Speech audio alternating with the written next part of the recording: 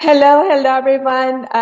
Welcome to the live webcast. I just noticed I was talking without activating my mic. I'm sorry. I just noticed the comments from you and thanks for giving me the feedback. Sorry about the issue with the mic. I didn't notice my mic was not on.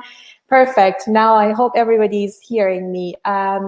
Again, if you are having any audio or video issue during this webcast, make sure that you refresh your browser or you click on kind of reconnect so that you are back here and hearing us. And in case you still have issues, move to Google Chrome as your browser.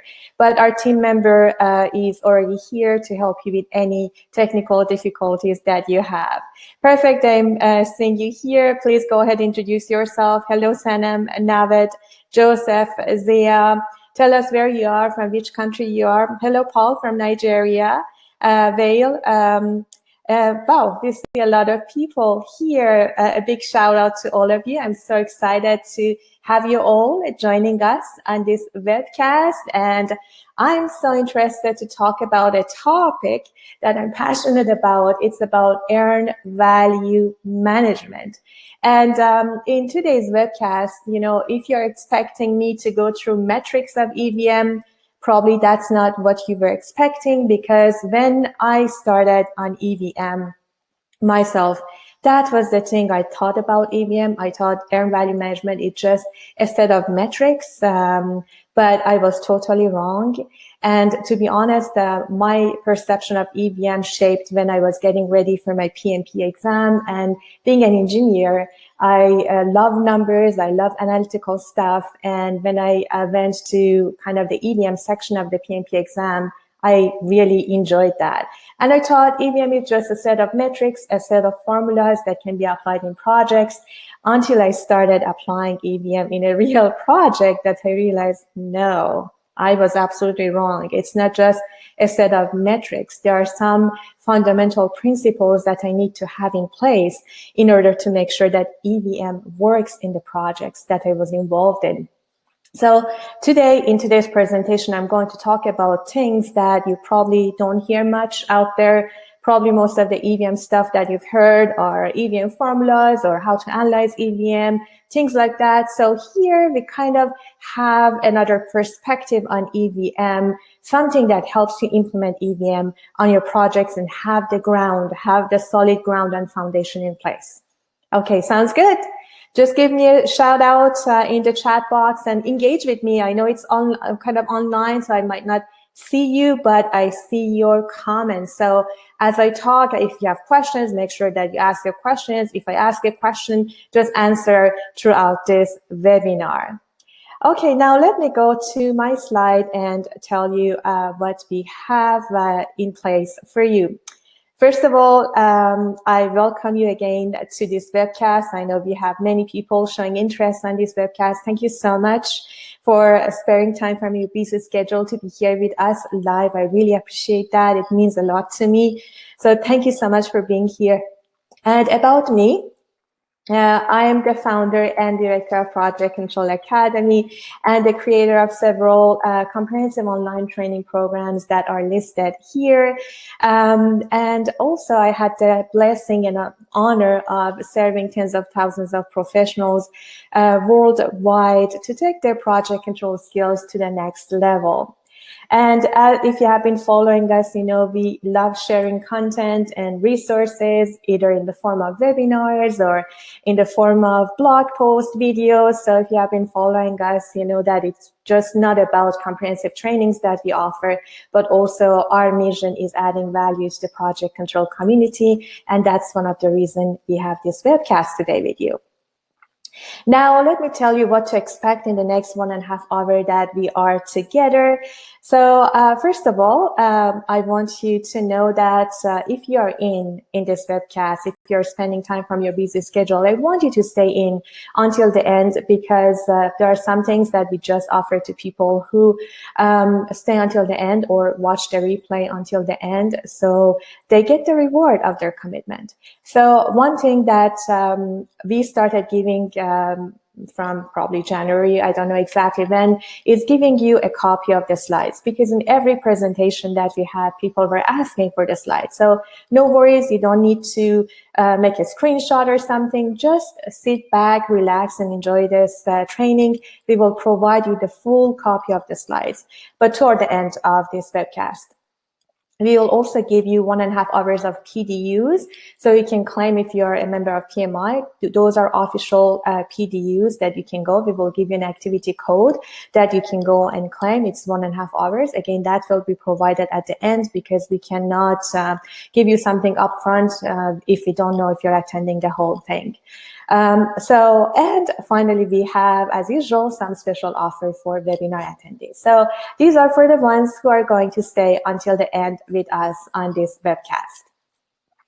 Now, what I'm going to cover in this session with you is, first of all, I'm going to open up the concept of earned value. For those of you who are not that familiar with earned value, you will have a kind of clear idea on what earned value management is all about.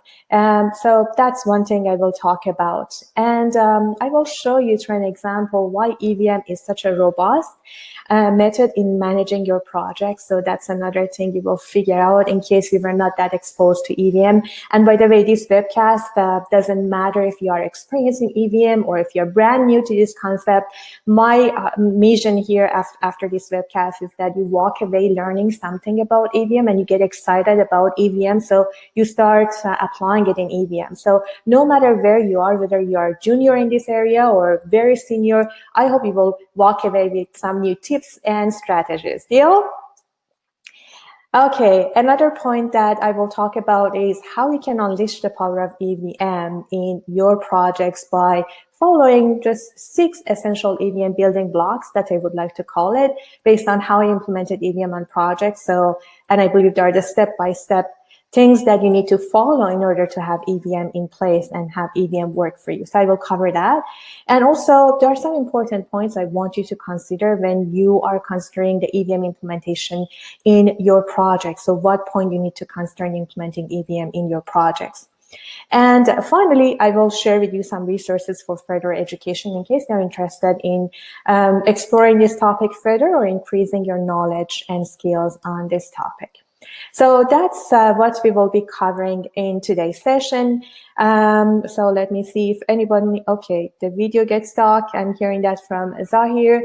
Again, please refresh your browser or reconnect if you have any video issue. But as I said, our member of the team is here to help you too.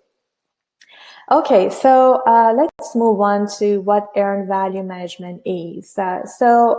To give you an idea about earned value, I want your engagement here, and please comment in the chat box here. Without knowing anything about EVM, can you tell me, can you define earned value for me? Just by looking at the word earned value. I'm waiting to see your comments here, and then I move on. So tell me what your definition of earned value is. Okay, I give you a few seconds to respond in the chat box. And I know I'm ahead of you, so it takes a while, so we hear you. Okay, so it seems that nobody wants to answer my question. Okay, here you go. I'm getting the answers from Tofik saying that, okay, it's now moving so fast. The worth of the work executed very well. So Adwa says, BCWP, please don't be too technical. We want to, that's right, but we want to know the meaning. Oh, Hans, hi Hans, glad to see you here. So the value of work performed or completed, perfect. The value of work that has been performed, net amount earned value from each man hour. So very good answers, great answers. So thank you so much for providing great answers. So to me, earned value is simple. It's just the value of your accomplishments, right? Earned value, the value of your earning, the value of your accomplishment. That's it, that's simple. So to give you a better understanding of earned value, let me walk you over an example to show you how earned value is calculated in projects. So here is an example of a very simple small project. So it's just 5-6 day project and the budget is 2,000. And this contractor has given us their planned curve, meaning that how they are going to spend that money over time, kind of a cash flow curve. So let's call it a plan curve here for everyone to understand this. So here is the distribution of their budget over time. So that's plan, okay? Now it's end of day 3 and that's what they're showing, the actual cost, meaning that how much they have spent on the job so far. So please engage in the chat box and tell me, based on what you see on this graph, what do you think of the performance in this project? So far, they have been spending less than what they plan to spend, right? So what does it mean? Is it good? Is it bad? Just tell me what you think and then I move on.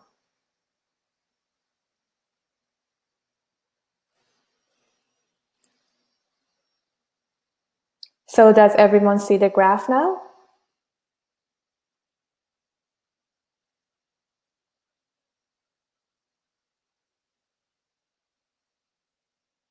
Okay, it seems that nobody is seeing the graph. Everyone's seeing my slide right now?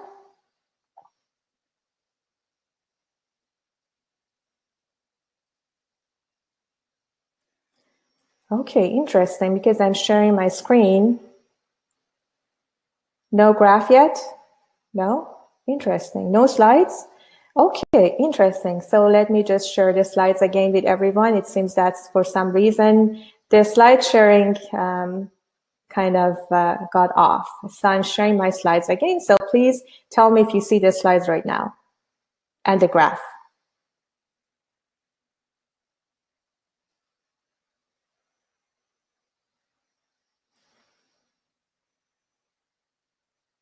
Okay, I see that. You see that now. Perfect.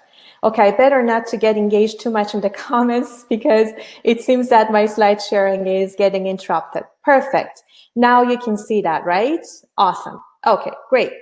So now that's the graph I was talking about. So far, as you can see in this graph, we've been spending less than what we plan to spend. So based on that information, what do you think? Are we going to save some money? Is it your reaction? I'm going to save some money or no?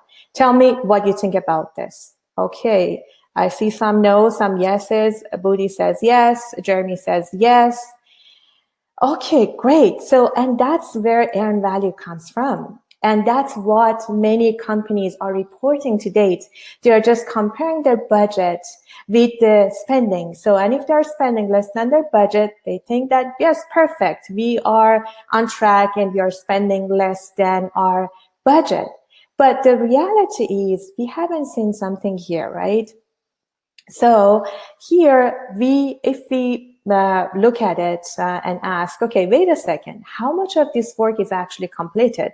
It's great that you have spent less than what your plan, but how much of the work is actually completed? And the answer you get is only 2 units out of that 5 units that are supposed to be completed is completed. So now, based on that information, can you tell me how much the progress is for this project so far?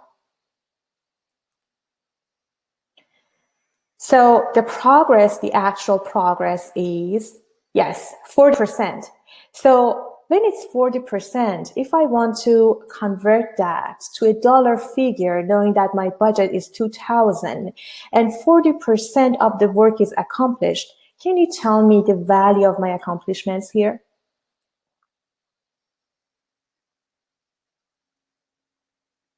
That's right. The value of the accomplishment is 40% of that 2,000 or 800, right? So only 800 worth of work is accomplished. So if I want to add that to this graph, so that's the curve that shows the value of my accomplishment. Now with that information, how do you assess this project? Yes, I have been spending less than what I plan to spend, but I've been earning less than what I've been spending. If you just check that, my value of accomplishment is less than my actual cost. To help you better understand that, let's say your annual earning income is 100K, 100,000. And you are spending so much every month that, you are spending, let's say 20 grand every month. You have a wife who is spending so much money. So if you continue with that trend, what's going to happen? Yes, you need more money at the end, right? So that's the whole thing about this here. When we add earned value to this equation, and if we compare our earned with our spending, it shows that we are not performing well. This project is not performing well. So if we continue with the same performance, that's what's going to happen. We are projecting some cost overrun and, of course, schedule slippages. So this project is not looking good anymore, although throughout the time from the beginning to now, we were spending less than our budget. So that's the value of earned value. And by applying some metrics, we will figure out how much cost overrun and how much schedule slippage. So that's why earned value is very powerful. By just that simple earned value equation added to this project, you could see how everything has changed, right?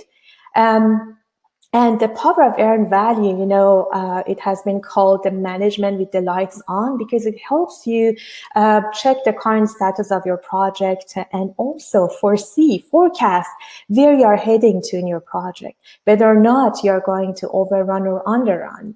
And also, it has been known for being a most effective technique that provides timely information on project performance. So it's really a powerful technique. And talking about giving you information about project performance, with earned value, these are the questions that you can answer. Are we ahead or behind schedule? How efficiently are we using our time? How efficiently we are using our resources? How much money we need to finish this project? What would be the forecast cost at completion? And a lot of great questions that every project manager and every owner wants to know in every project. Earned value give you the answer to these questions. But the question is how? How does it do that? Earned value, as I mentioned earlier, has some powerful metrics that can be used. So these are some of the metrics. I'm just going to fly over them. So there are some variance metrics that we kind of very high level went through the cost variance metrics in the example I showed you. So there are some variance metric, cost variance metrics, schedule variance that shows you the amount of deviation from your cost or schedule. And then there are some performance metrics such as CPI or SPI. Also, it has some forecasting metrics that helps you forecast the outcome of your project in terms of cost and schedule. But as I mentioned earlier, EVM is not just the application of some metrics. And that's what I was thinking first when I was exposed to EVM. No, that's something that many people who are not familiar with EVM think about it. Probably the industry didn't do a good job in terms of showing you the real value of EVM and what it takes to make it work. So although kind of metrics are the heart of EVM, but it's not everything. You need to have some foundation in place before starting the application of the metrics. And another misconceptions about EVM is, some people might think EVM works only on large government contracts. And probably that thought came back to the origin of EVM, that's from the Department of Defense and those government contracts that they required the EVM compliance on big government contracts. So they had to, every major government contract needed to follow 32 guidelines known as ANSI standard guides or 32 criteria, which recently they changed that to 32 guidelines, that they needed to comply with those in order to get the contract awarded and win the contract. So it was heavily involved within the government contracts, and it was not exposed to private industries until I don't know exactly, probably 10, 20 years ago. That's why many people might think EVM is just applicable to large government contracts, but it's not the truth. I have been applying EVM on many EPC, engineering, procurement, construction contracts, and it works really well. Another misconception about EVM is that EVM is useful only on cost reimbursable type projects and not on fixed price contracts. And again, if you have that thought, I hear you, because even on EVMS standards, they don't recommend EVM on fixed price contracts, and as if you are a contractor working on a fixed price, you are not required to have that full EVM in there, because your client doesn't require that. The reason is they are not carrying the risk. You are carrying the risk on those fixed term price contracts. So if you are carrying the risk, and if there are in major projects that the risk is so high, and every company that wants to manage their risk and control their projects require EVM, why not internally on those fixed term projects, fixed cost projects, apply EVM to manage your risk and make sure that you have some profit at the end of the day. So if your client doesn't need that, it doesn't mean that you don't need to apply it for fixed term projects. So that's another misconception about it. And again, there are a lot of that's a fuzzy areas when it comes to fixed term contracts and how to report that and all of that. But it doesn't mean that it's not applicable to those projects. And another misconception, EVM is frustrating and time consuming process with little value. And I think that is coming from people who probably were told to apply EVM. They didn't know much about EVM. Probably they had little education about it, or tried to apply it in projects. It didn't work.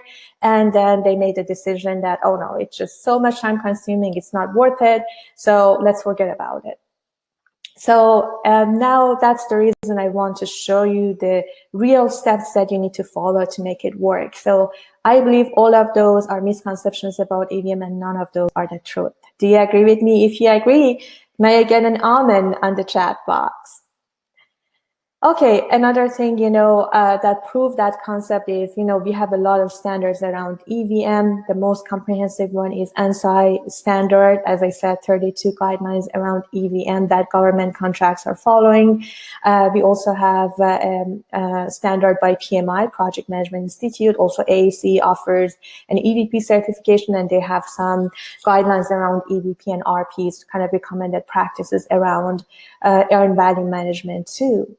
And so another point I wanted to mention here, earned value has been around for such a long time, for over a century, if you didn't know that. So 129 years to be exact. And throughout the years, it took different names. And now it's what we know it as an earned value management, but it has been around for such a long time.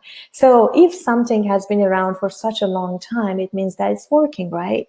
Because if it was not working, it would have been disappeared long time ago. But even there are proofs of DoD contracts that applied EVM, and it showed the improved project performance and the rate of success for projects increased. So definitely EVM is working. So if you have any other thought about EVM, if it's not working for you, probably you are not doing something right. So there is no wonder that EVM is a powerful technique. I hope I could satisfy that so far. But to unleash the power of EVM, you need to have a strong foundation. What is the foundation? What strong foundation you need to have for EVM implementation? That foundation is planning. Planning is the foundation of a successful EVM implementation, and most of us keep that very important step. So let me walk you over those fundamental building blocks for EVM implementation that you need to have in place before you even start applying the metrics. So that's what I'm going to show you, what we need to do. And there are 6 steps. I'm going to go over them and show you the steps that I followed in every project I was involved in that required EVM implementation, EVM compliance.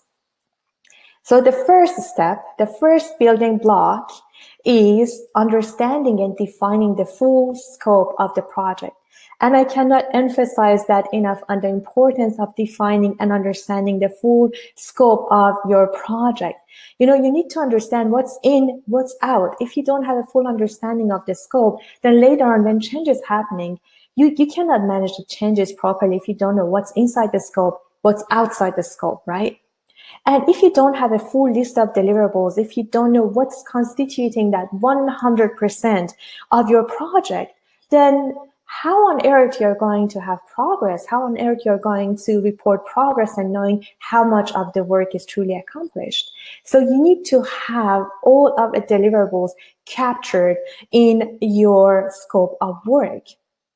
And another point that many people mistake is they develop a CBS, cost breakdown structure, not a work breakdown structure to define the scope of their work. And probably the reason is this task is delegated to project management team or project control team, and their main concern is how we're going to charge our time against these codes.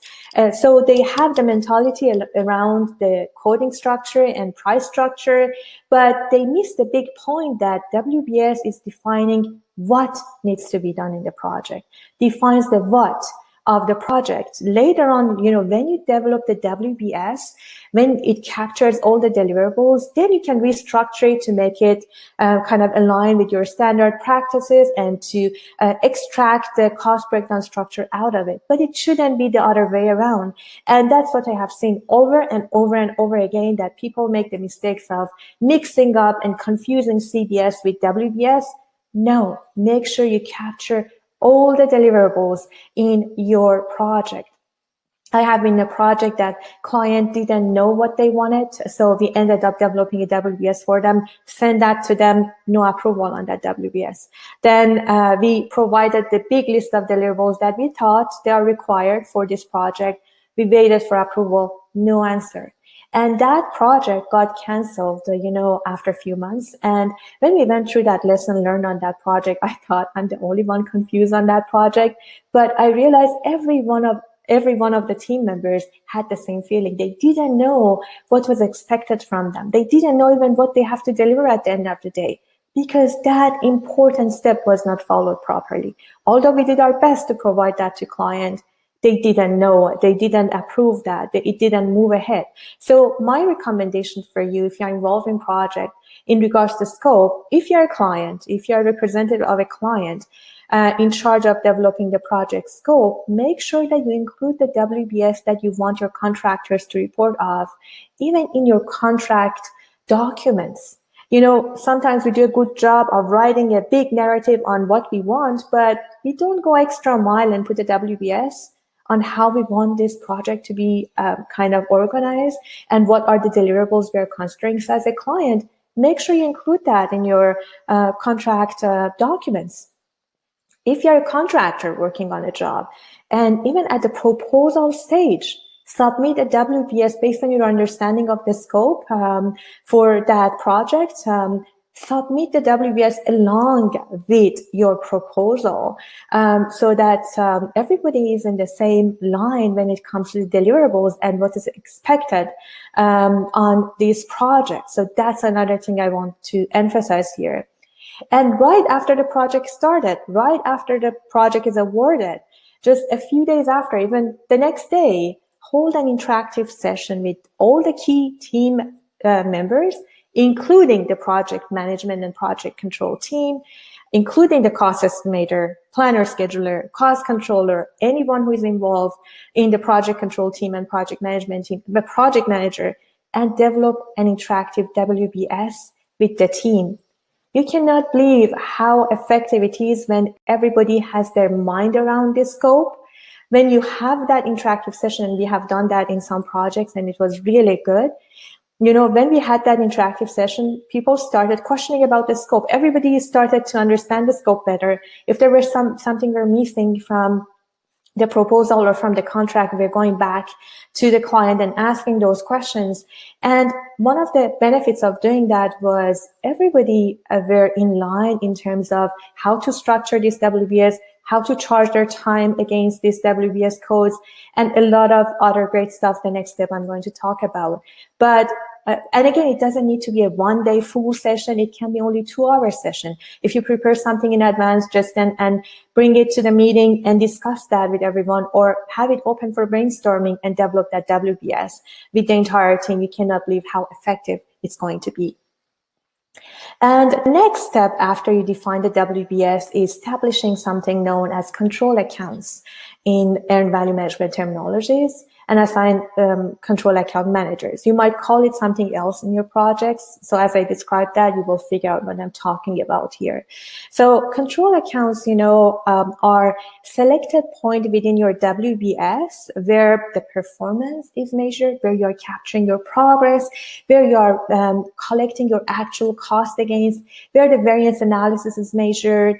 So everything, these are point of controls. So these are like point of controls within your entire project that you define at this level, I'm going to charge my cost, my actual cost. At this level, I'm going to record my progress. At this level, I want to do my detailed analysis and variance analysis to understand what's happening throughout the project. So these are called control accounts.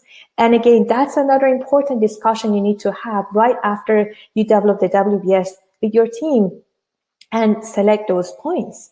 And again, those points doesn't need to be at the lowest level of your WBS. That's another thing that many people make the mistake of. They go to the lowest level and then you're adding so much detail for control. It's not going to add value. And I hear you, if EVM is not working for you, it's adding too much work. It doesn't need to be at the lowest level. It can be at selected level. Let's say engineering. For example, if you're working on an engineering project, you have to question from your engineering leads whether or not you need to capture your actual cost at the deliverable, like at the drawing, PFDs, PNIDs, or you can charge it at the discipline level. So that's a question you need to discuss with your team to figure out what would be the optimal level for charging and for measuring the progress. You don't want to add so much work to your team when it comes to understanding the performance and understanding the variances. So this step is very important and again, often underestimated. Another point about it, you need to have someone assigned to each control account. So someone accountable for it. Going back to the example I brought, engineering. For example, engineering discipline leads would be an example of a control account manager who are responsible for that engineering portion. For example, process engineering lead, mechanical engineering lead. Whoever is responsible for that portion of the scope that you have defined as a control account, you need to have someone responsible for that. So later on, when you want to report your progress, or when you want to know where you are on that control account, that would be the person that would be accountable and would give you the information that you need. So that's another thing that you need to figure out. And for every control account, you need to have someone accountable. You don't need to have one person for every single control account. One person can oversee several control accounts. That's another thing. So another point, once you have developed your WBS, once you defined from that WBS what levels of control you are going to have and at what level you are going to manage and control your progress and cost, then you need to start budget allocation. I assume you already have a budget. Now you need to allocate those to each control account, because you want to measure the progress, right? You want to measure the variances. You need to have a budget for it. So now you have to go back to the budget and reallocate that to each control account and figure out the budget for each control account. So that's the next thing you need to have or do. The fourth step in the process is, develop an integrated and resource-loaded schedule. And I know someone might not agree with me, but that's one of the requirements of EVM. If you want to follow EVM to the T, that's one of the things you need to have in place, have an integrated plan. And one of the ways to do that is loading your cost into the schedule. And again, I'm not talking about loading the cost to each individual activity within your schedule. What I'm talking about here is, first of all, your schedule should be aligned with your WBS. So you should have corresponding activities for each control account. So you need to those WBS and your schedule should be fully aligned. And when they're aligned and when you have budget for each control account, it's going to be easy loading that budget to the project schedule and having that resource loaded schedule to understand, how you are going to spend that money over time. That's the primary reason why you're doing that. You want to know how you're going to spend that money over time. So, and the fifth step is baselining. Now that you have defined the WBS, you have defined the control accounts, you allocated your budget, and you have developed the project schedule, the next step in the process is baselining. And baselining is nothing more than getting the approval from your client or whoever is the kind of major stakeholder is on either of those items, on the scope, make the kind of freeze the scope, going back to the example I brought earlier. You even need to make sure that you send the WBS to client, get the formal approval from them. And from there, anything that's added to the WBS should go through change management process. How often we do that? Right? We really don't take the WBS seriously, and we don't consider that as a live document. But even for WBS, you need to get the approval internally, and whatever you are going to report to client externally as well. So that's one thing. You need to baseline, you need to get the approval. On the cost as well, again, it doesn't need, sometimes I'm talking about approval, it doesn't need to be for every single detail. You need to go and get the approval from client. Some of them would be internally with your team, and some that you will be accountable for delivering to client, get the approval from client too. And schedule, make sure that schedule that you have developed, the timelines, the links, the logic, everything makes sense. So, and once you are done with the schedule, get this stamp of approval from client that this is the basis of my plan. This is how I'm going to measure my time against this baseline. And baseline is very important. Those of us in project controls know that the best. Without having a baseline, we cannot measure any variances. We don't know where we are at every point in time. And how many times we are working on a project without baselining and it just continuous rework.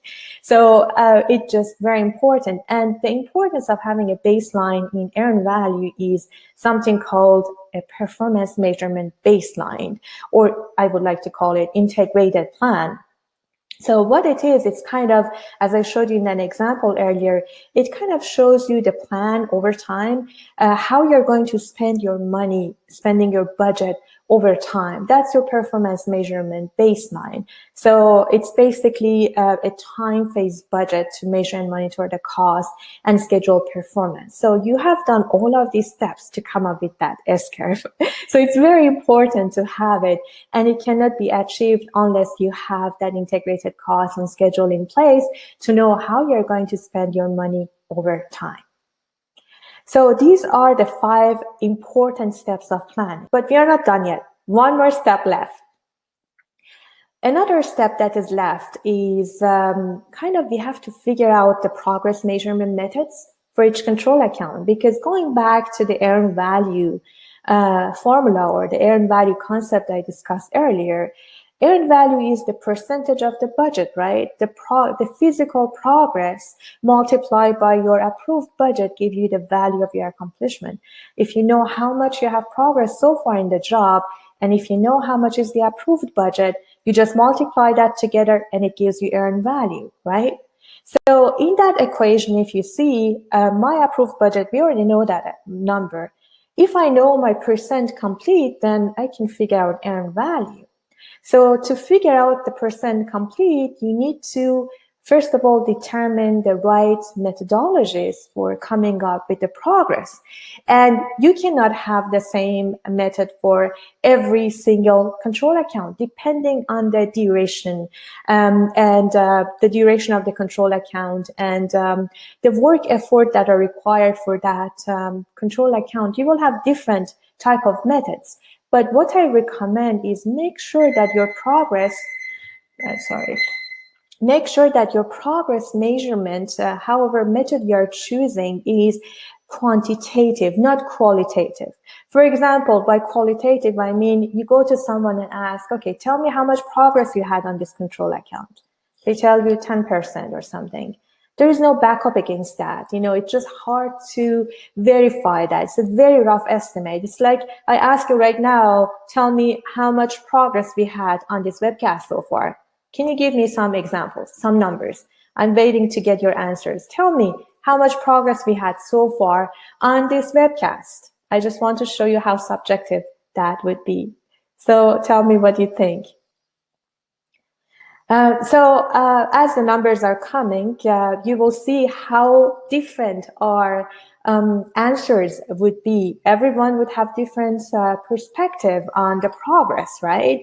Although we know it's 1.5 hour meeting, although we know so some might add the time factor against that. So let's say how much time we have spent, 40 minutes out of 90 minutes, so you can calculate the progress. Someone might look at the content and see how much time, how much content is left. So we can see different things, but as long as you quantify that, there is no issue with that. You can, again, there is nothing wrong with that subjective method as long as you have a basis against that. But the best methods are quantitative progressing, something that you might know as rules of credit, looking at the history and similar control accounts that you had on similar projects and how you have progressed through. And based on that, kind of measure the progress or set the progress at different gates. And based on that, calculate the progress, or if you're in construction, kind of units completed would be a very good thing to look at. But there are other methods, and I don't have time to go over all of that. My important point here is that make sure whatever progressing method you're using is you have a backup against that, and you know how you drive to that progress. And by the way, at the end of the day, progress is an estimate.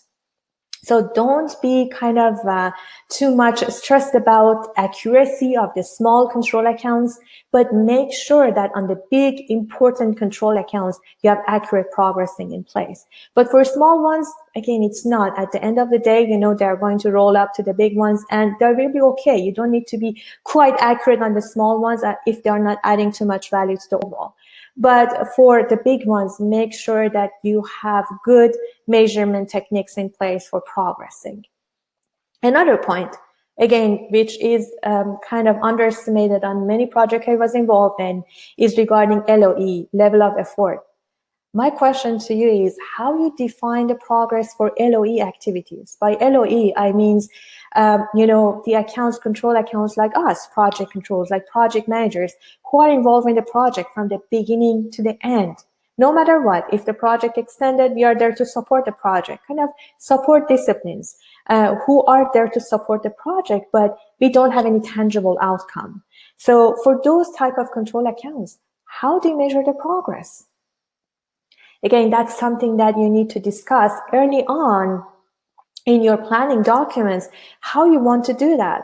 Like going back to engineering, some of the companies might prefer, the client might prefer to have LOE's progress not more than engineering progress. So let's say if engineering is only 20% on the entire job, how LOE can be 50%. And that's right. So that's one way of looking at it. If you want to go back to earned value and how earned value recommended practice is, for those LOEs, you know, we are on the job from the beginning to the end, so there's no schedule variance. So earned value is equal to planned value because schedule variance is 0.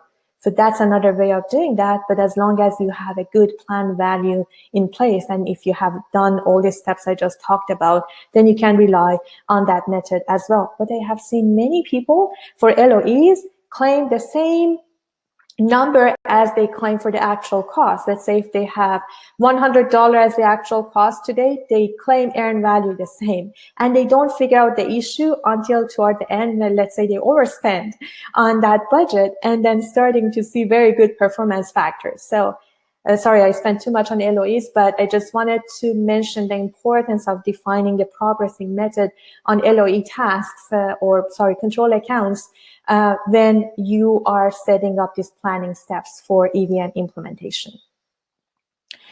And although all of these 6 steps are very important, you have to follow them one after another, none of them are going to work if you don't have management support. And I'm sorry if you don't have management support in projects you're involved in, your job is tough. You need to show them the value of earned value and show them the value of what you do to get them on board. But you really need management support to make the EVM work, because if it's not enforced from the top to the bottom, it will be very hard for you guys to implement it properly. No matter how good you do all the steps I just talked about, if management is not behind that, if they don't see the value of it, people see you as, extra work as waste of time. They don't see the benefit of it unless you do a good job of educating people and showing them the value of doing it. But again, you need to, if you are working in an organization that the management doesn't see the value, I have been on those organizations. And what we did, we started having meetings and proposals internally for management. If we wanted to introduce a tool, if we wanted to introduce a concept, the first thing we were doing, putting together a slide presentation, having a meeting with the management, go over that, stating the problem. Here's the problem we are having in this company right now. Here's our proposed solution, and here's why it's so important. And almost in all of the presentations we had, we got the management approval and buy-in. So I highly recommend, if you are working in that environment that you really have a hard time getting the management approval or getting the management on board, educate them, show them the value and show them why you need that. So again, it's important because also they need to provide you with the resources to develop the earned value management system. And by system, meaning that the processes, procedures, templates, and tools that are needed by an organization to do earned value management. As I said, earned value is not just metrics. You see that a lot of things need to be in place to have it work. So you need resources to help you with that execution. You need procedures, processes. And if you don't have management on board, it's going to be so hard. So that's one thing you need to have for sure, management support. Another important point is integration. And that's very important. And I know it's not easy to create integration between cost, schedule. But if you build off everything off of WBS, I assure you creating that integration would be way more easier. But the problem we face is that, the cost estimators start working on the estimate based off of, what they think the work breakdown structure is, or based on whatever standard they have, without having the WBS. Planner schedulers working on the job, they are mandated to start working immediately without even having that WBS in place. So then when we want to create that alignment, it's just a lot of back and forth and realigning. And so it's not really completely based on a solid WBS. But if you follow the steps I just talked about, if you start with a solid WBS and then build everything off of that WBS, the integration would be way easier. If you have everything based on WBS, you have cost for each WBS items, your schedule is developed according to WBS, so your life will be way more easier. Don't you agree? Another point that I want to mention that, sometimes, I learned EVM by Excel.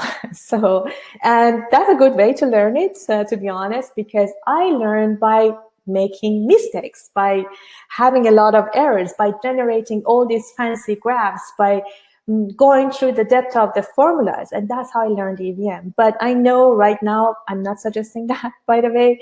If you want to learn, that's a good way to start. But make sure that you use an integrated platform that allows you this integration and helps you with all these reports that you would like to generate out of EVM. So there are now a lot of great tools out there that you can consider, and you can shop around and see which one suits your company better. But here's my recommendation if you are going to select an EVM tool for your company or for the projects you're involved in. Make sure that the tool that you're going to select creates seamless integration between the cost estimate and control accounts. So that's very important to have that integration between. So the moment that you have the cost estimate, it can be converted to a budget, and you can have that control accounts in place too for the budget for each control account.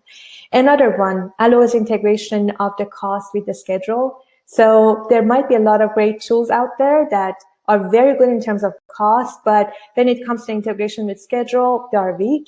So make sure that it has the integration, allows you to have the integration, and something that you can easily, like, let's say you upload XCR files from Primavera to that, and you can go back and forth between the tool and the Primavera. So it doesn't add too much manual steps in between. So that's what I mean by having a good integration of the tool with the schedule.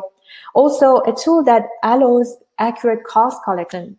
For example, if you're using SAP for collecting your actual costs, does the system you're shopping around is fully integrated with the SAP, for example, or whatever financial system you're using for capturing the actual cost, because at the end of the day, you need to have the actual cost in place to implement EVM. Another point is, does it have good change management process in place? So you can automate the change management process inside the tool, and you don't need to go too much manual stuff around that. And of course, having good visual and tabular reports. If you're using a good tool that have a lot of great stuff, then your work would be much more easier than kind of pulling that information from the system and generating that off in Excel. So if that tool has that, would be perfect. And I have already kind of last year, I interviewed several tool providers and different tool providers from scheduling to cost. I recommend you check them out. Let me just put the link here. So you go and check them out if you're interested. Again, I'm not going to promote anyone here, but in case you are interested, or if you are in a position to, let me just put that here as a sticky note so you see that. Okay, just give me a second here. I pasted something wrong. So you can go to the YouTube and check those videos in case you are interested to get more information about different. Here you go. Okay, thank you, Mary. Mary already put that in. Okay, thank you. So that's the link you see on the top as a sticky note. It just directs you right into our YouTube channel, where you can go and check. I think I have interviewed with Cleopatra, Ecosys, Deltec, in terms of the total cost management, and Prism G2. I think those are definitely there. And of course, there are other tools that go to the playlist for project control tools, and you will find it there in case that's something that you are interested. So going back to my slides, and I hope you can see that. Just tell me if you see the slides about Primavera right now. Okay, do you see my slides? Okay. Another one, again, although I say it's very important to have that integration and have an integrated tool, it doesn't need to be a kind of an outside integrated tool. It can be Primavera. If you're using Primavera, why not using that as an integrated tool? And if you have been working with Primavera, I don't know how many planner schedulers are here on the room, but Primavera has a feature, have EVM functionality that allows the integration of the detailed cost information into the program schedule itself.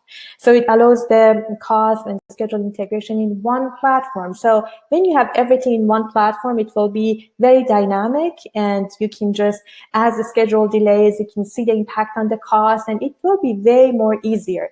And to be honest, it took me years to figure that out, and still it's a learning journey for me. But if you're interested in learning more about that, the good news is finally, after years of searching, I found a good instructor, and we developed a very comprehensive course on that shows you how to implement EVM in Primavera P6. And based on the market research, we believe that's the most comprehensive course out there in market. We haven't found anything that just specific about EVM. So this course for planner schedulers out there who want to implement EVM inside their tool and who want to have transparency in cost and schedule, that's something you may consider.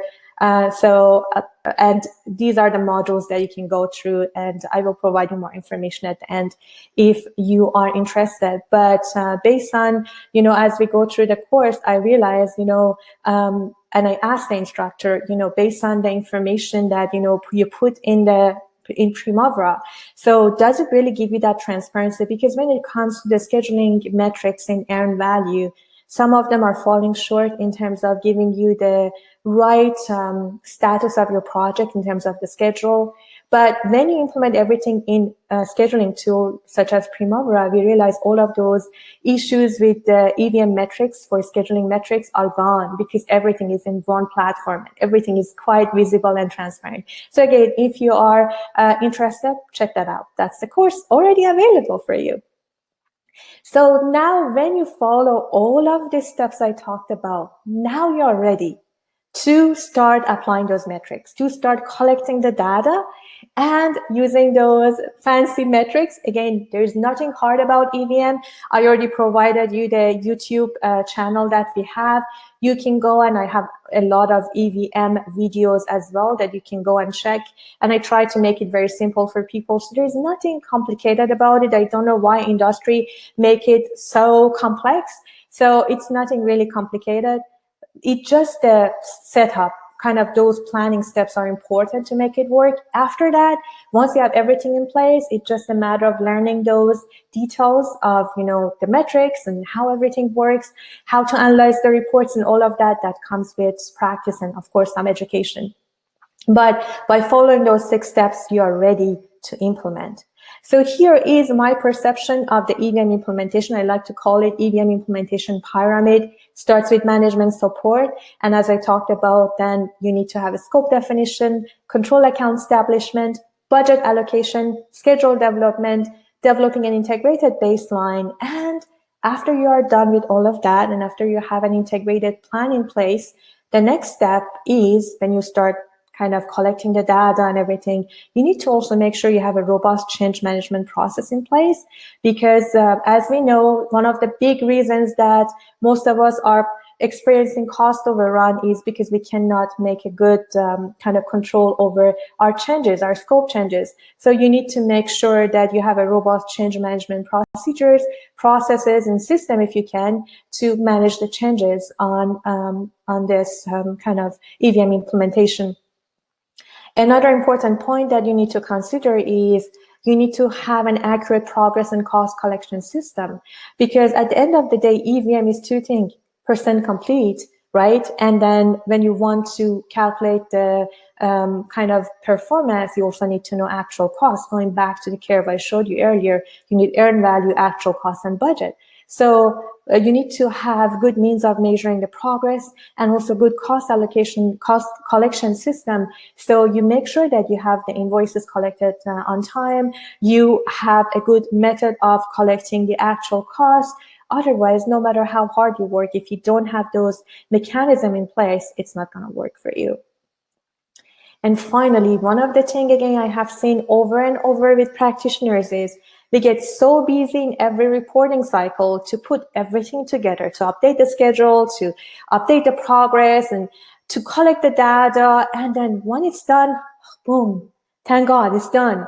And then we hit the publish and send it without even taking the time to go over the report and analyze that. Why we have, let's say, CPI of 0.7, why we have CPI of 2, which is too good to be true. So a lot of that I realized, at least on the projects I was involved in, the team, doesn't take enough time to go through the steps, that are required to analyze the cost information, to analyze the report that they put their energy and they sweat around producing the report. But what does it mean to the team if you don't analyze it, if you don't understand how it works? So, and then effective communication, of course, you need to make sure that everybody in the team understand those metrics, understand what you mean by those data. So that's the pyramid of EVM implementation.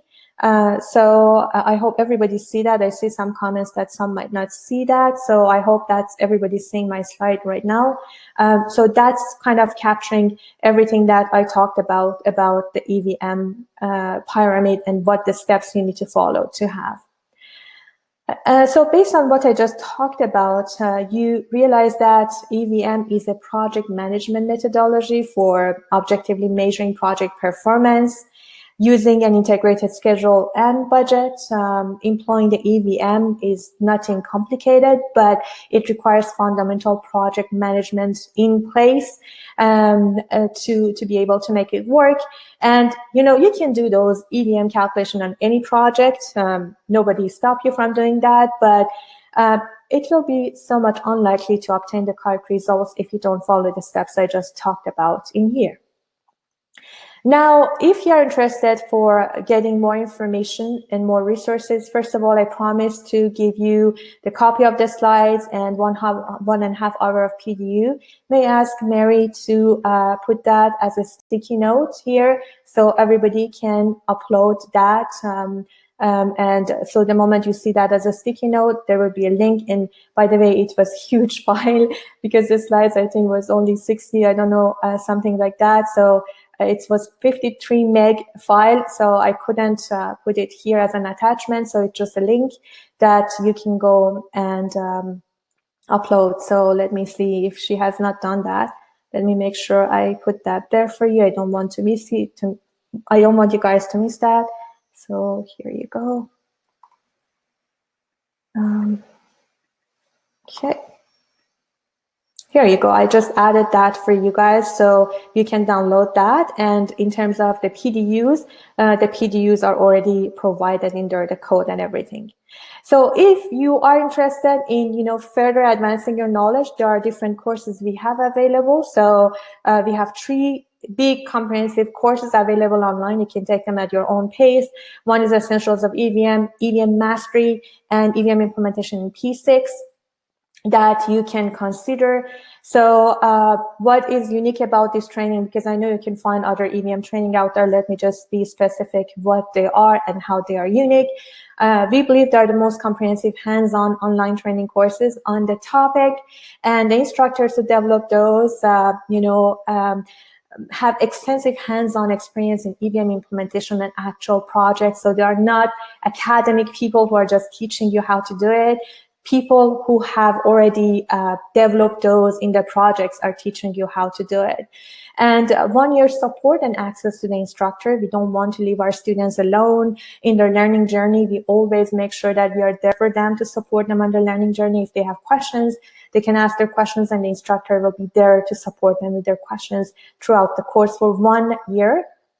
Also 1 year access to all the course material, including the PDF download, Q&A, and everything, so that, I know projects get busy. You might not be able to finish the course as the modules are available, but you have 1 year to finish those. And also another thing that makes it unique about this, we have great students who provided us great comments and had great success stories after taking these courses. Here are some of the feedbacks from them. For example, Magdi claims that the EVM Essential course is the best, practical and competent than others out there, and he's excited to learn the modules, and he wanted to recommend that to everyone. Again, Ryan, Project Controls Manager, as a result of the training, he was going to incorporate EVM practices in the project he was involved in. I didn't have time to follow up with him, but that was what he was ready to rock and roll in the projects.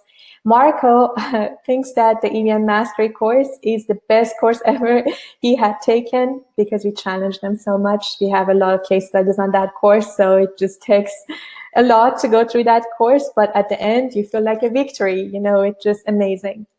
So here are some of the feedbacks from the students that make it unique.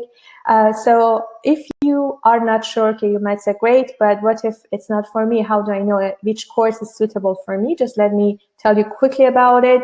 So for Essentials of EVM, if you are someone who is interested in having an in-depth knowledge of EVM, all the steps I talked about, each step is a module in that course. It's a very big comprehensive module that I put together based on my experience working on projects, and it's also aligned with EVM's standard, a kind of ANSI standard.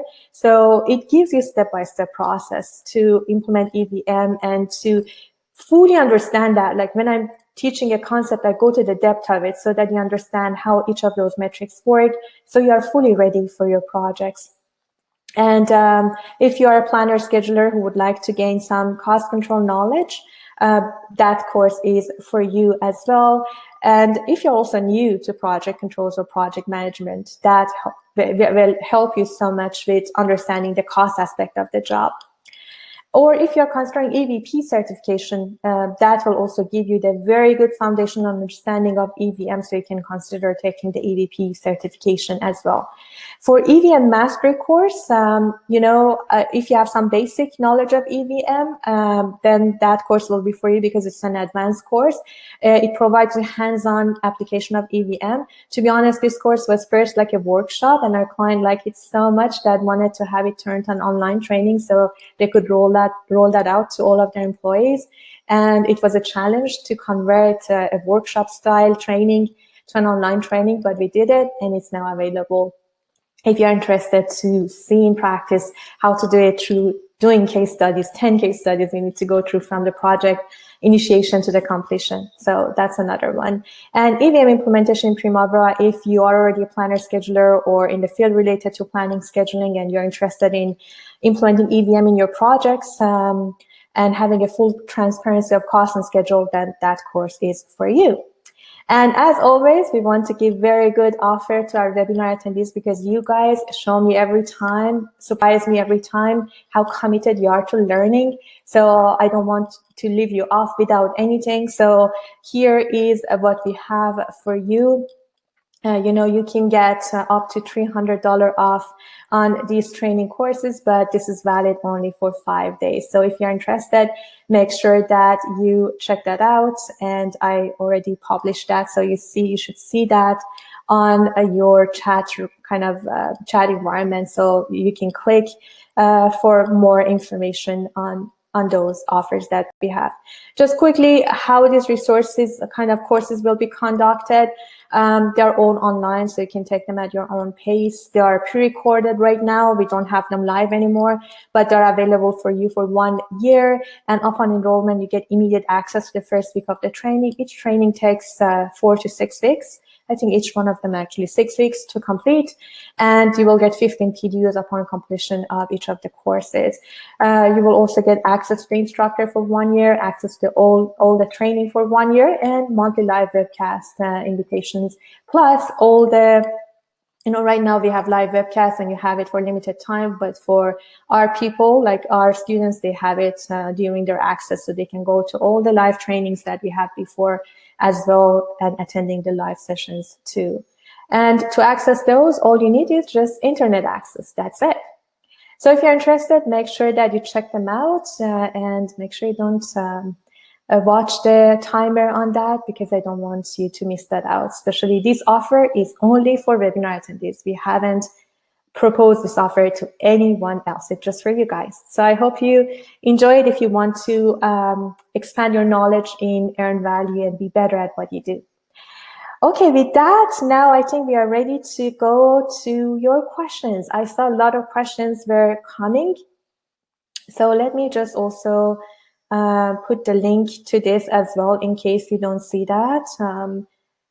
I just see a note that the link is not working. So I'm going to put that as a sticky note so everyone will have a chance to see that as well. Just give me a second and then I go to the Q&A. Okay, I put the link, the direct link to this registration page up there in case you are interested. Okay, now let me go to the questions. I have 20 minutes to answer your questions. As I promised, I'm going to start with the questions that were submitted in advance. So I have some questions that were provided. And oh my God, the way that I printed that, it cuts off the name. I'm sorry. But the question, I think, is from Paul, if I'm not mistaken. How is PMP earned value calculated? I think we already covered that in this presentation, how earned value is calculated. Another question we have is, what are the parameters needed to set in Primavera P6 to achieve EVM? And this question, I think that's best answered through the EVM implementation in Primavera P6. But what I learned through going through the course and conducting the course with the instructor was setting. Setting is very, very important when it comes to EVM implementation in P6. And if it's not set up right, the rest is not working. The formulas might not work behind the scenes. And I didn't know how much involved with the setting. Oh my God, that blew my mind. So if you want to implement EVM in P6, you need to watch for settings, and you need to know the ins and outs of settings. So that was one of the aha moments for me from that course. So if you're interested, check that out for more details on EVM implementation in P6. So we had some more that let me just go to the live Q&As, and then I go back to what we got here. So let me go to questions and answers here. Okay. So I have a question by Peter. Do you have any training on CFM, Certified Facility Manager? Sorry, no, not at the moment, Peter. All of our training right now, you can go to projectcontrolacademy.com/training. These are all the available trainings we have at the moment, not right now. Okay, so another question, how to measure earned value of indirect resources? That's a very good question, Tejas. I already covered that under the LOE section. So LOE kind of somehow related to indirects too. So you need to make sure that you have a right mechanism for indirects. Sometimes, again, the indirect, depending on what they are they like LOE? Are they having tangible outcome that you can measure? If not, sometimes you have to be very careful. We had a contractor working on the job for us that they were claiming very good performance and very good progress because they were including the indirect performance onto their overall EVM. But sometimes, it misleads the whole EVM figure if you don't have it right. So, and sometimes you don't need to, let's say, your profit, overhead, those type of things. It's recommended not to include them as the overall percentage or as the overall progress, unless you are required to, because it may make the overall EVM for the project look really good while you're struggling in the project. But again, it's a discussion going back to similar discussion I had about LOE and how to manage that. Okay, I think I started with the top. Let me go from the bottom, from the early questions, and then I come back here. So another question is by Engel. How earned value management must be carried on EPCM project in activities of procurement, for example, and if this should be managed in man hours or cost? Very good question, Engel. So for procurement, it's always tough, because you don't know really their progress that much. The time that they have something in place, they have the material or the equipment ordered to the time that it's delivered is kind of a big fuzzy area. So one way that we have managed that was through progress payments for that procurement contractor. So that's how we kind of figured that out. But to be honest, it's a very good question. And I haven't found an effective way when it comes to procurement and how to measure the progress for procured items. So that's how I manage that based on the payments. And because for the progress payments, it's based on the progress of that task or when you are going to pay that contractor. So based on that, I think that's the easiest way to manage it, but that's a very good question. I'm also looking for a good answer for that. If any one of you have experience doing the procurement side of earned value, progressing and measuring the performance for procurement, just comment here. So I'm also interested to know more about it. Okay. Another question by Mohammed: how earned value management must be carried in an EPC project in activities, for example, and if this should be managed in man hours or cost? Very good question, Mohammed. In EPC projects I was involved in, we had reported EVM both in man hour and cost, especially if you're working on engineering where you have mostly man hour, but still at the end of the day, you need to report on cost too. But we had two, let's say, CPM, cost performance index. One was based on man hour and another was based on cost. Some like to call PF, like performance factor or something, for if it's based on man hour. Again, I'm not talking about standard terminology. That's the way we did it, but it depends on how you define that. But we usually had two columns, one for the cost, one for the man hour, and we were comparing those figures. So if they were close enough, perfect. If they were not close enough, like those where, let's say, one was 0.7, another was, for the cost was 1.2, then that was a big question mark. And we had to go back and figure out why. Is it the rate that we didn't put right? Or is it the cost that we missed or added? Kind of those type of things. So we always went back and reported both, but questioned anything that there was a misleading in between the two. Okay. Another question, can we use EVM in projects by, okay, the question is by Probcar, sorry if I'm not saying your name right. Can we use EVM in projects on oil and gas company in terms of man hours? Yes, I already answered that. I was involved in oil and gas projects mainly, and yes, we're doing EVM. So, and yes, we can have man hour if you're just engineering, or, but the project is, you know, it's not just man hours. Sometimes you have costs associated with construction, things like that, that you cannot convert that to man hour. You better report both. So that's my answer.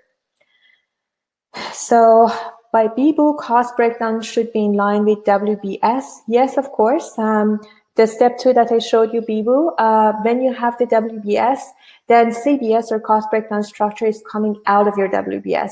It shouldn't be the other way around. So here I call it control accounts, but basically it's just the selection of the WBS that you select, that these are the control points that you're going to have, or we call it also CBS. So that's from the WBS, you extract that and you will have your, from the WBS, you will extract the cost breakdown structure, but definitely it should be in line with WBS. It should come from your WBS. Very good question. Okay, so another question by Bibu. It will be difficult to define a detailed scope at bid stage and break up the cost. I agree. So based on whatever information you have about the scope at the bid stage, develop that based on your understanding of the scope at that stage.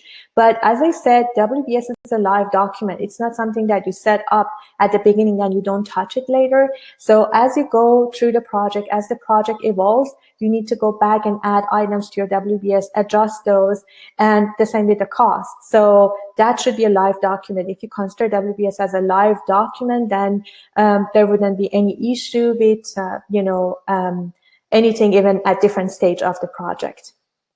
Another question by Mohammed Amer. Is control account the same as cost account? Very good question. Yes, we used to have, if I go back to the history, control accounts used to be called cost accounts, but they changed that to control accounts because that's a more meaningful term, because these are control points. But yes, actually they were cost accounts. But I don't know, again, I'm talking about the standard terms. I don't know how your company defines cost accounts and whether that's the same as control account. As I said, different companies might name that differently, but the concept should be the same. Okay, so another question. What is the difference between control costs and monitoring costs? To me, they are very much similar. So because when you have the baseline set, from that point, you're monitoring and controlling the performance against the baseline. So I call it monitoring and controlling. So I hope I got your question right, Mohammed. If not, ask again so I can answer. What should be the frequency of EVM calculation for tracking the project progress? That's a question by Arindam.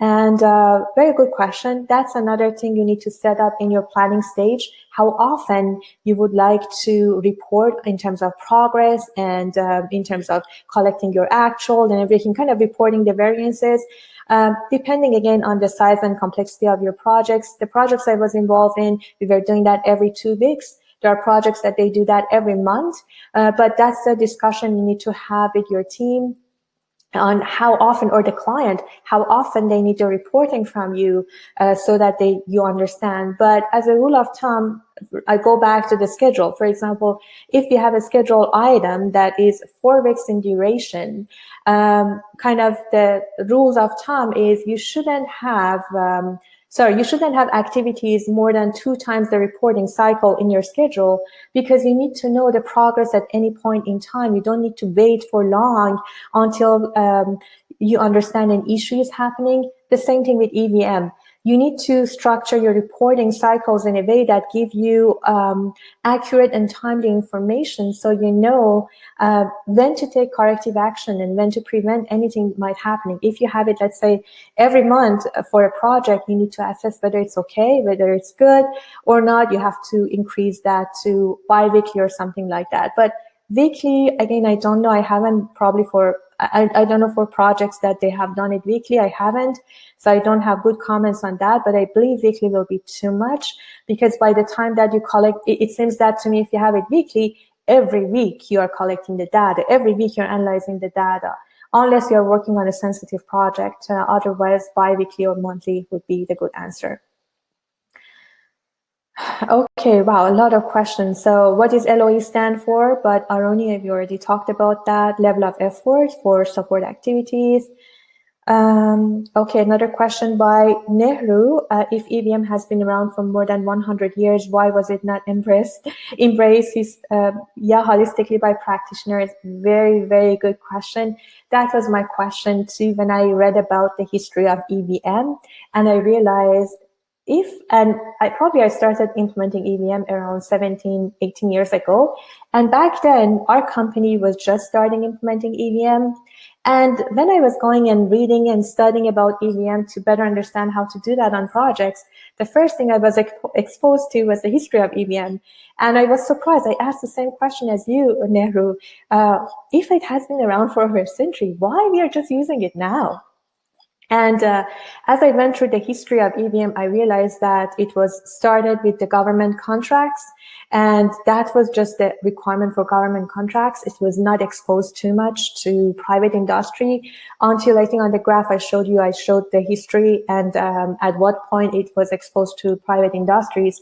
But when it was exposed to private industries, the terminologies used in EVM was too complex. Like if you remember, the example I showed you was earn value or EV, plan value or PV. So every one of you can understand, but even now to this day, like actual cost of the work performed, ACWP, those type of things were so hard for people to figure out and understand. Even to this day, I don't like to use them. I escape them.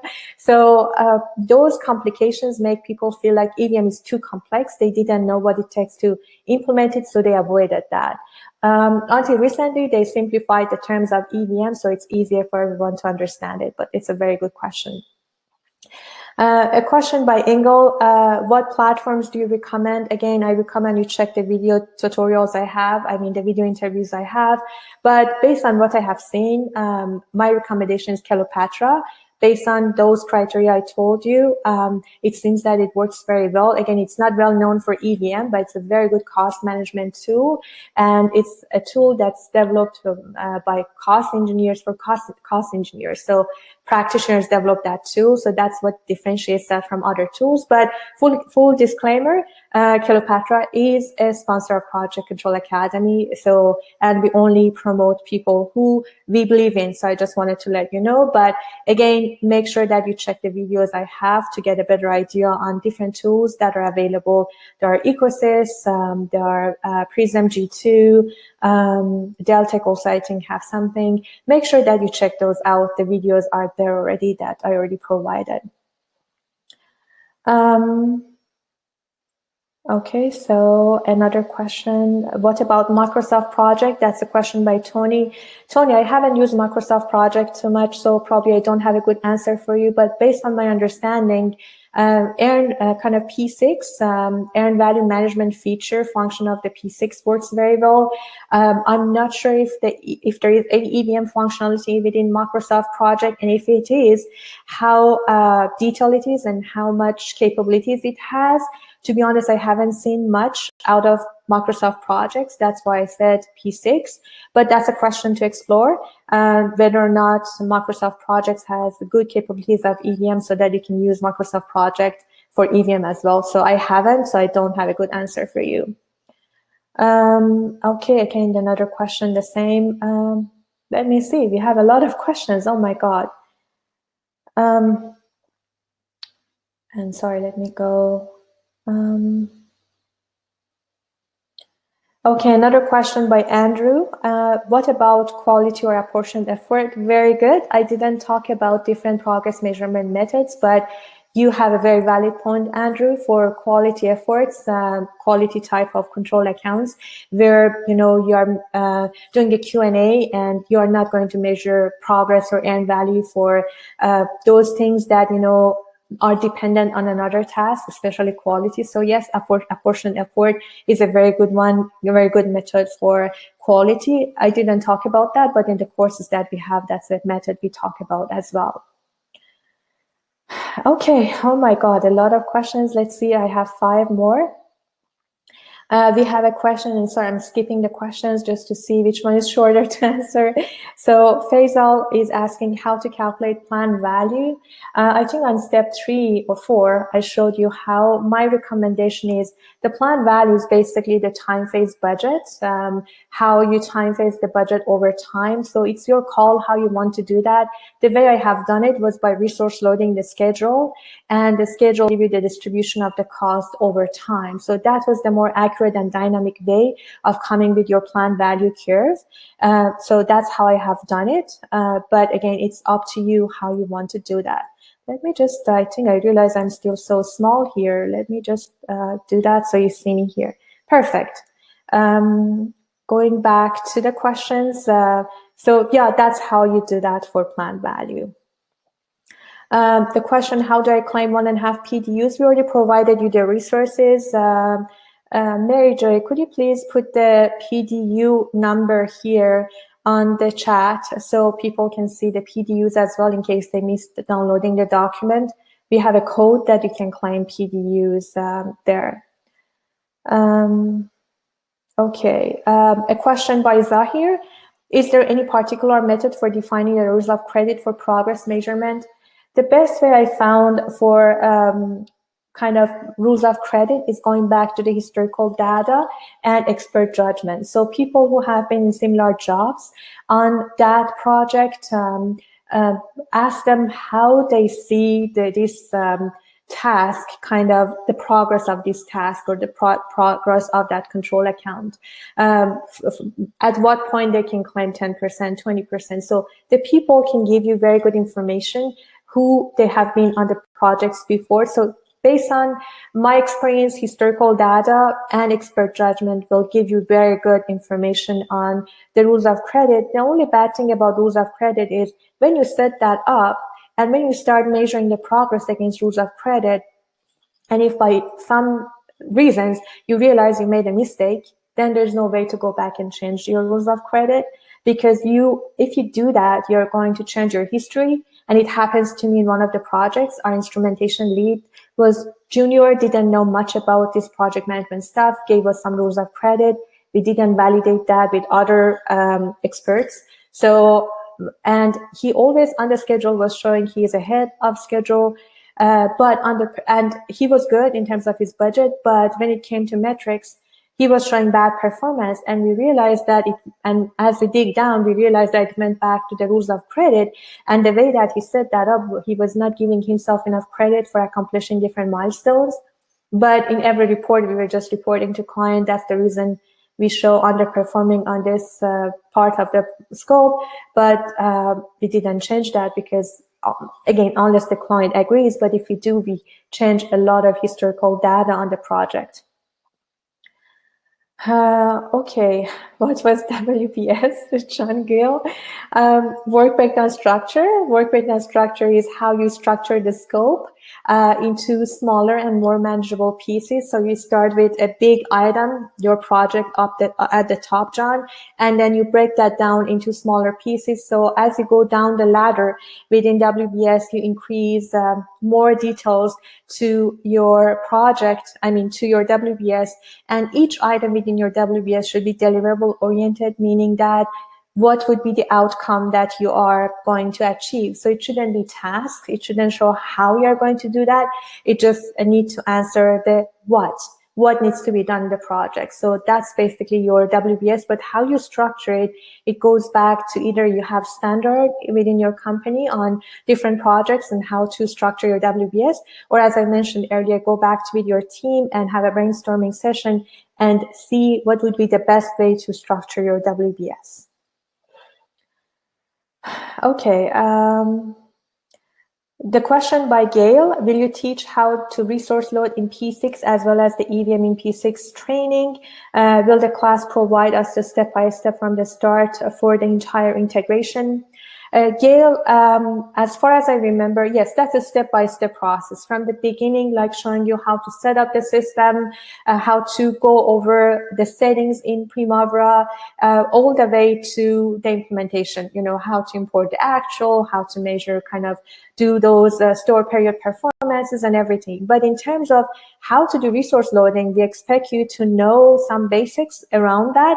We go in some at a high level, and in the case studies that you do on that course, yes, you will learn to do that as well, but the instructor will be there to help you. Yes, we had some students who were so kind of not too experienced on planning scheduling, and the instructor was there to help them.